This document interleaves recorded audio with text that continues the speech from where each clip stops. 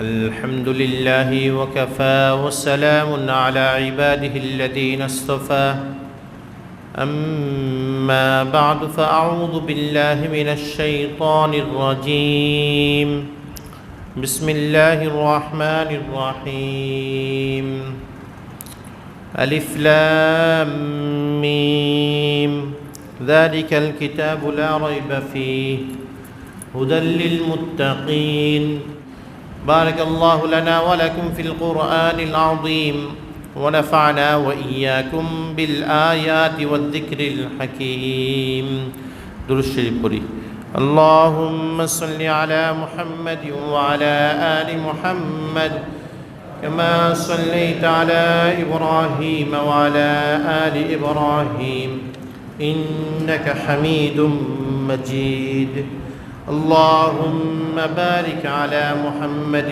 وعلى آل محمد كما باركت على إبراهيم وعلى آل إبراهيم إنك حميد مجيد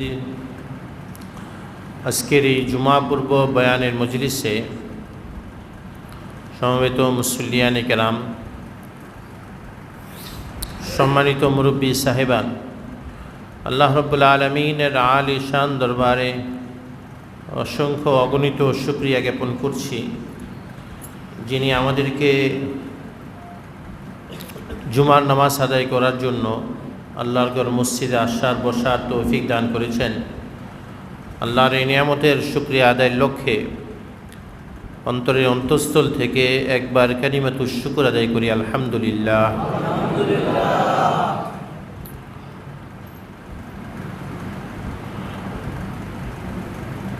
রসুল আকরাম সাল্লাল্লাহু আলাইহি ওয়াসাল্লাম হাদিস শরীফের মধ্যে ইরশাদ করেছেন, প্রতিটা জিনিসের কুহান আছে, কুহান। প্রতিটা জিনিসের একটা উৎকৃষ্ট বস্তু থাকে, ভালো জায়গাটা থাকে। যেমন মাছ কিনলেন, মাছের মধ্যে পুরাটাই ভালো, কিন্তু এর মধ্যে আর একটু শ্রেষ্ঠ একটা জায়গা থাকে যেটা বেশি সুস্বাদু, বেশি ভালো।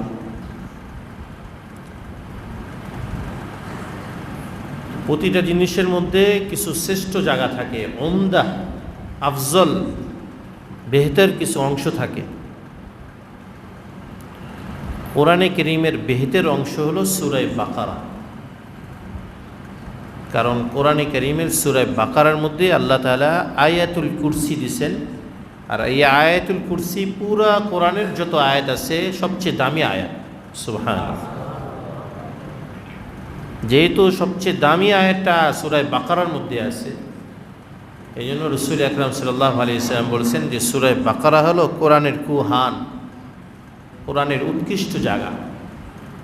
এখানে সূরা বাকারার মধ্যে আয়াতুল কুরসি পাওয়া যায়। আয়াতুল কুরসিটা এমন একটা দামি, মান ক্বারা আয়াতুল কুরসি দুবরাস সালাওয়াতিল মাকতুবা লাম ইয়ামনাহু দুখুলুল জান্নাতি ইল্লাল মাউত। যে নাকি ফরজ নামাজের পরে আয়াতুল কুরসি পড়ে, ওই ব্যক্তির জান্নাতে যাওয়ার মধ্যে শুধুমাত্র মৃত্যুই বাধা, মৃত্যু হওয়ার সাথে সাথে সে জান্নাতে চলে যাবে। এই আয়াতুল কুরসিটা সূরা বাকারার মধ্যে আছে। তিরমিজি শরীফে রাসূল আকরাম সাল্লাল্লাহু আলাইহি ওয়াসাল্লাম বলছেন, যে ঘরের মধ্যে সূরা বাকারা তেলাওয়াত করা হয়, ওই ঘরের মধ্যে শয়তান ঢুকতে পারে না। যদি কারো মনে হয় যে বাড়ির মধ্যে কিছু বদ আসর আছে, কিছু জিন বোধের উদ্ভট আছে, অথবা এই বাড়ির মধ্যে ঝগড়া ফ্যাসাদ লাগিয়ে থাকে, অশুভ কিছু আছে, এরকম যদি মনে হয়, তাহলে উচিত হলো সেই বাড়ির মধ্যে সূরা বাকারা তেলাওয়াত করা। সূরা বাকারা যদি তেলাওয়াত করতে না পাওয়া যায়, কমাস কম সূরা বাকারাটা লিখে কোনো আলেমের কাছে, কোনো হাফেজের কাছে কারো মাধ্যমে লিখে ওই বাড়ির মধ্যে এটা টাকা টানায় দেওয়া। কারণ যে ঘরের মধ্যে সূরা বাকারা পড়া হয়, সূরা বাকারা রাখা হয়, ওই ঘরের মধ্যে শয়তান ঢুকতে পারে না। রাসূল আকরাম সাল্লাল্লাহু আলাইহি ওয়াসাল্লাম বললেন, যে ঘরের মধ্যে সূরা বাকারা তেলাওয়াত করা হয় সেই ঘরের মধ্যে শয়তান প্রবেশ করে না। সূরা বাকারার মধ্যে আল্লাহ রাব্বুল আলামিন বলেন হুদাল্লিল মুত্তাকিন, যে আমার যে কোরআন যে আছে এই কোরআন এটা মুত্তাকিদের জন্য হেদায়েত হবে, মুত্তাকিদেরকে পথ দেখাবে, সঠিক পথ দেখাবে। কিন্তু কোরআনে আরেক জায়গার মধ্যে আল্লাহ বলছেন হুদাল্লিন নাস, যে এটা সকল মানুষকেই সঠিক পথ দেখাবে। শুধু মুত্তাকি পরহেজগার নেককার এমন না, বরং সকল মানুষকেই হেদায়েতের পথ দেখাবে। তাহলে একটা আয়াত দ্বারা বোঝা যায় যে কোরআন সকলের জন্যই হেদায়েতের ব্যবস্থা করে দেয়। আরেকটা এই আয়াত দ্বারা বোঝা যায় যে কোরআন শুধুমাত্র মুত্তাকিদের জন্য ব্যবস্থা করে। এটার অর্থটা কি?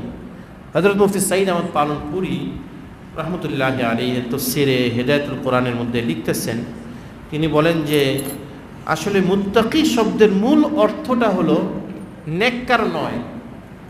মুত্তাকি শব্দের মূল অর্থটা হলো যে ব্যক্তির মধ্যে ভয় আছে, যে ব্যক্তির মধ্যে ভয় থাকবে, অর্থাৎ আল্লাহর ভয় থাকবে, সে যদি বদকারও হয় তাহলে এই ভয়টা আস্তে আস্তে আস্তে আস্তে তাকে কোরআনের দিকে নিয়ে যাবে, আর কোরআন তাকে হালাল হারামের ইলম দিয়ে তাকে আস্তে আস্তে জান্নাতের দিকে নিয়ে যাবে। তাহলে হুদাল্লিল মুত্তাকিনের অর্থ হলো যারা আল্লাহকে ভয় করে প্রত্যেক ব্যক্তির জন্যই কোরআন জান্নাতের হেদায়েত দিবে, কোরআন বেহেশতের পথ দেখাবে যারা আল্লাহকে ভয় করে। এমনকি হযরত পালনপুরি রহমতুল্লাহ আলাইহি বলেন যে চাহায় ও ঈমান লায়া হো ইয়া না লায়া হো, কোনো কাফেরের দিলের মধ্যেও যদি আল্লাহর ভয় ঢুকে যায় কোনো সময়, সে এখনো কালিমা পড়ে নেই কিন্তু তা আল্লাহর ভয়টা তার মনের মধ্যে মাঝে মাঝে কাজ করে, এই ভয়টা যদি তার মধ্যে ঘুরতে থাকে তাহলে এক সময় এই কোরআনও তাকে কালিমার দিকে নিয়ে যাবে, কোরআনও তাকে হালাল হারাম বুঝতে শিখিয়ে তাকে জান্নাতের হেদায়েত, জান্নাতের সঠিক পথ দেখায় দিবে। সুবহানাল্লাহ।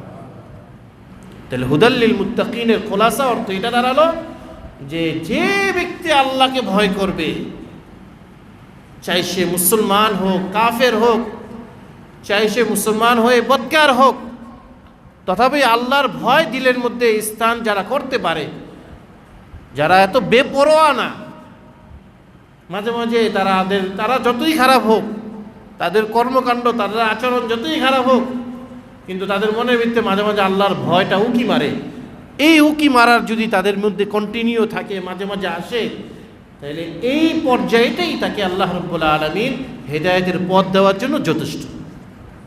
তো আল্লাহ রাব্বুল আলামিন বলেন যে হুদাল্লিল মুত্তাকিন, এই কোরআন হলো মুত্তাকিদের জন্য হেদায়েত।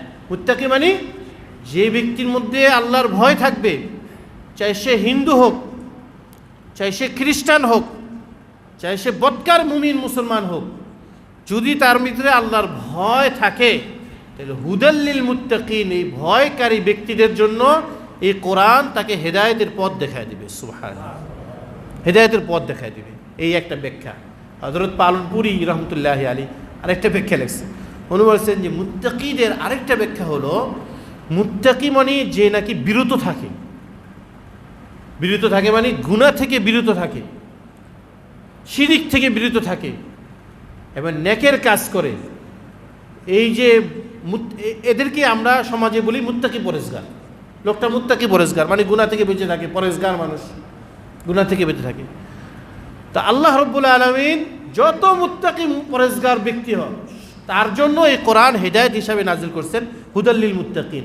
এর দ্বারা আল্লাহ এটা বুঝাইতে চান যে তুমি যদি আলেমও হও, তুমি যদি পীরও হও, এমনকি তুমি যদি নবীও হও, সমস্ত নবীও যদি তুমি হও, নবী হইল তারপরও হুদাল্লিল মুত্তাকিন, এই কোরআন নবীকেও হেদায়েত দেখাবে, মুত্তাকি পরেজগারকেও হেদায়েত দেখাবে, পীর দরবেশকেও হেদায়েত দেখাবে।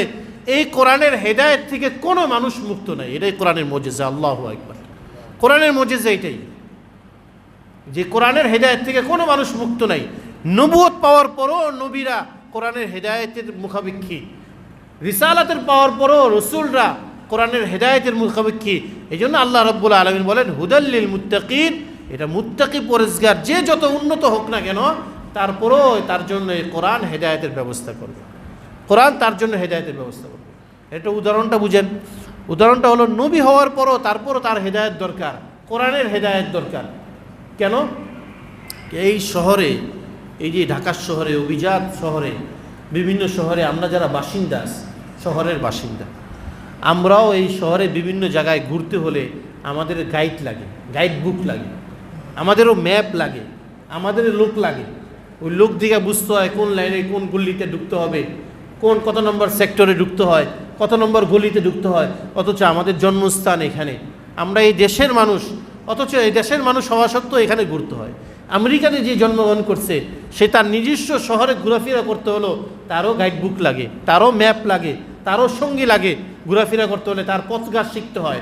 ঠিক হযরত মুফতি সাঈদ আহমদ পালনপুরি রহমতুল্লাহি আলাইহি এই কথাটা বইলা তিনি বলতেছেন যে কোরআন এমন একটা জিনিস যে बड़े शहर के रहने वाले को भी शहर में घूमने के लिए गाइड बुक की ज़रूरत होती है। বড় শহরে যারা বসবাস করে তাদের জন্য বড় শহরে ঘোরার জন্য গাইড বুক যেমন লাগে, उसी तरह मुत्तकी भी कुरान के रहनुमाई की मोहताज है। এরকমভাবে যে মুত্তাকি পরেজগার সে নবীও যদি হয়, সে যদি রসুলও হয়, তারপরও তার জন্য কোরআনের হেদায়েত তার জন্য জরুরি। সে কোরআনের হেদায়েতের মুহতাজ, মুখাপেক্ষী। এই জন্য আল্লাহ রাব্বুল আলামিন বলছেন হুদাল্লিল মুত্তাকিন। যদি মুত্তাকিন যারা পরেজগার উদ্দেশ্য হয় তাহলে যত বড় পরেজগার হোক তার জন্য কোরআন হেদায়েত। আর মুত্তাকিন দ্বারা যদি ভয়কারী উদ্দেশ্য হয় তাহলে কাফেরও যদি আল্লাহকে ভয় করে তাকেও কোরআন সহি পথ দেখাবে। আল্লাহ রাব্বুল আলামিন আমাদেরকে কোরআন থেকে সহি পথ অর্জন করার তৌফিক দান করুন। আমিন। ওয়া আখিরু দাওয়ানা আনিল হামদুলিল্লাহি রাব্বিল আলামিন।